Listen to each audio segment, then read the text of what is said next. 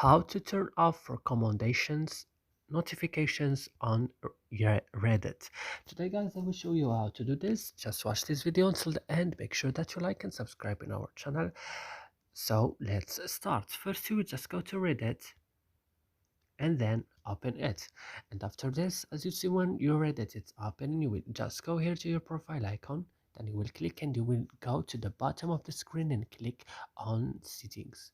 After this, you will go to the first option, account settings, and then you will go to manage notifications, and you will go down to recommendations here.